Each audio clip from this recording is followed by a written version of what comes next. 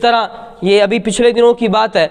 ایک پتہ نہیں جج ہے، وکیل ہے، قاضی ہے، پتہ نہیں کون سا نامراد ہے، وہ کہتا ہے جی میں اسلام کو بعد میں مانتا ہوں، پہلے میں آئین کو مانتا ہوں، پہلے میں قانون کو مانتا ہوں، اس لیے کہ اسلام حق نہیں دیتا۔ میں نے کہا 14 صدیاں گزر گئی ہیں، اگر عورت کو حق ملا تو اسلام نے دیا، اگر باپ کو حق ملا تو اسلام نے دیا، ماں کو حق ملا تو اسلام نے دیا، بیٹی کو حق ملا تو اسلام نے دیا۔ آج اسلام کی تاریخ اٹھا کے دیکھ لے، قسم بخدا کسی کو بھی حق ملا ہے، جتنا بھی ملا ہے اسلام کے صدقے ملا ہے۔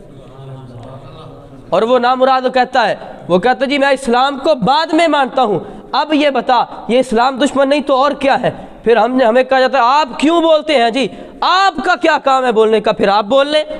آپ بتائیں نا ان کو جا کر کہ اسلام سب سے پہلے ہے، اسلام کا جھنڈا سب سے پہلے ہے، بعد میں تمہارے قانون ہے، بعد میں تمہارے آئین ہے، بعد میں تمہاری عدالتیں ہیں، بعد میں تمہارے کورٹ کچہریاں ہیں، پہلے اسلام ہے۔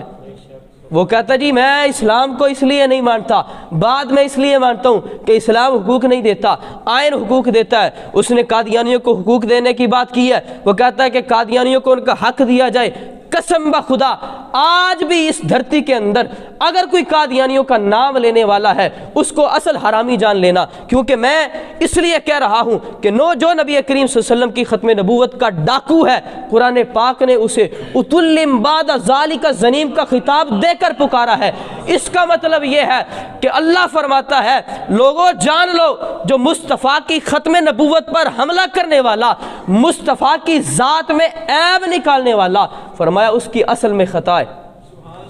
اصل کی خطا میں آپ پنجابی لوگ ہیں ترجمہ بہتر کر سکتے ہیں کہ اصل میں خطا کا مطلب ہوتا ہے وہ حرام زادہ ہے، کہ جس نے مصطفیٰ کی عزت پر ڈاکہ ڈالا ہو، حضور کی ختم نبوت پر ڈاکہ ڈالا ہو۔ اب وہ کہتا ہے جی قادیانی اسلام کی بات بھی کر سکتے ہیں، قادیانی مسجد بھی بنا سکتے ہیں، قادیانی اپنے آپ کو مسلمان بھی کہہ سکتے ہیں، قادیانی اپنے آپ کی دین کی تبلیغ بھی کر سکتے ہیں، لیکن یاد رکھ لو شریعت کا مقام وراء الورا ہے، قرآن کی عظمت وراء الورا ہے، مصطفیٰ کا دین وراء الورا ہے، لیکن وہ آئین جو 1973 کے اندر انہوں نے ترتیب دی ہے، خود